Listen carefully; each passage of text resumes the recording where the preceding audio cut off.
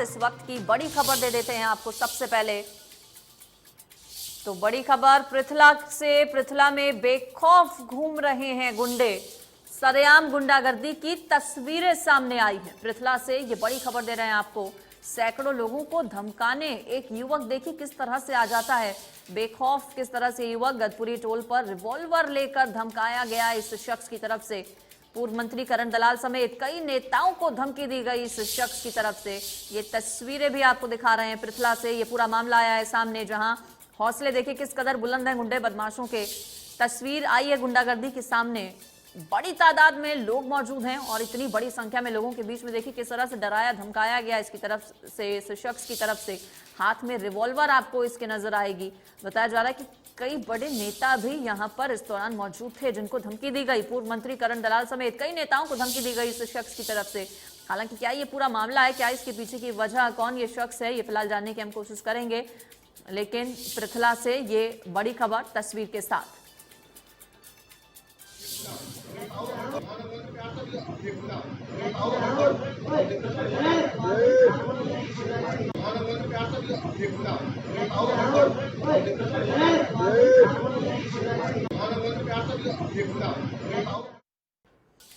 तो देखिए किस तरह से डराने धमकाने की कोशिश की गई इस शख्स की तरफ से। पृथला का है ये पूरा मामला।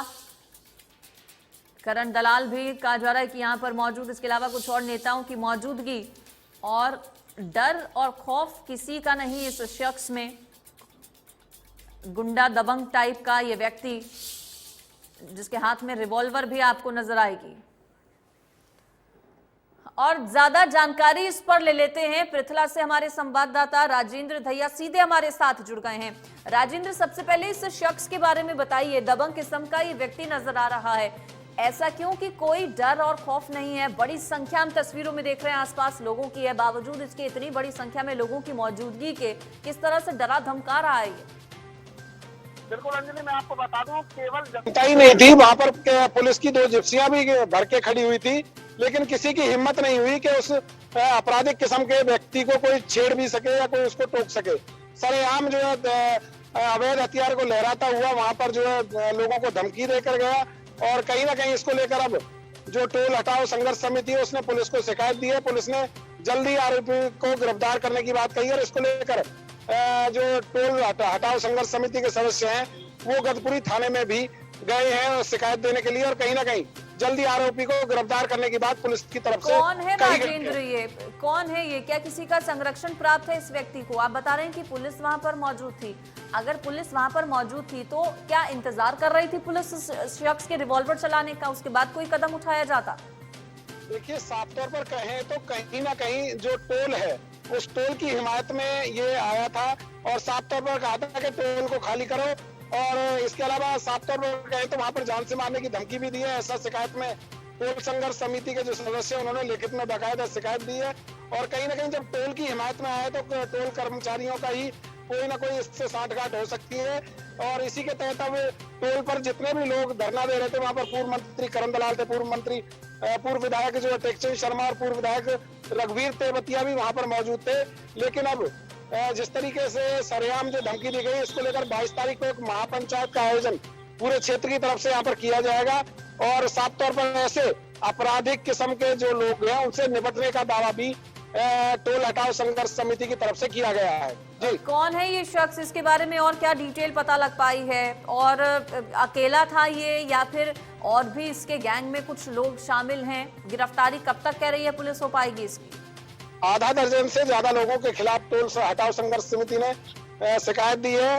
और आरोपी की अभी पुलिस पहचान कर रही है, जल्दी उसको गिरफ्तार करने की बात भी कही जा रही है। तो कहीं ना कहीं पुलिस इस बात को लेकर जांच कर रही है कि आखिर जो आरोपी यहाँ पर आया था वो कौन था और किसके इशारे पर यहाँ पर आया था। जी अंजलि, क्या पता नहीं चल पाया उसके बारे में? बहुत ज्यादा पहचान तो कम से कम हो गई होगी राजेंद्र। आपराधिक रिकॉर्ड, हिस्ट्री और बैकग्राउंड क्या रहा है इस शख्स का पूरा? जांच में सारी बातें सामने आ जाएंगी क्योंकि अभी पुलिस इस मामले की जांच कर रही है और इसको लेकर टीम का गठन भी पुलिस की तरफ से किया गया है।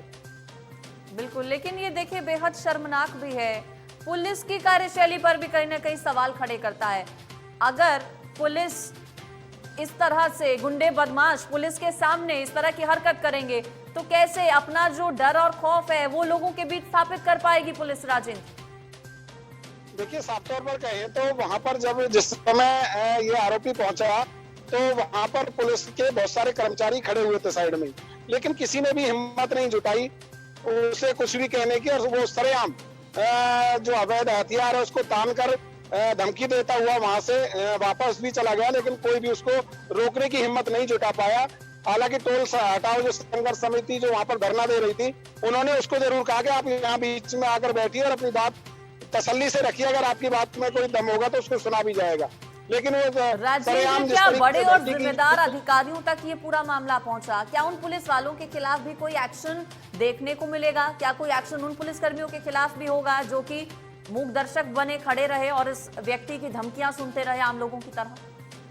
देखिए, साफ तौर पर जो वहां पर पूर्व मंत्री करण दलाल, उन्होंने सरकार पर आरोप लगाया कि सरकार के द्वारा भेजे गए हैं ऐसे गुंडे, और कहीं ना कहीं उनको संरक्षण प्राप्त है, तभी इस तरीके की वारदात को अंजाम दे रहे हैं। और साफ तौर पर टोल पर जिस तरह की गुंडागर्दी की तस्वीर जो सामने आई है, तो कहीं ना कहीं शर्मसार कर देने वाली तस्वीर है। और सरेआम जब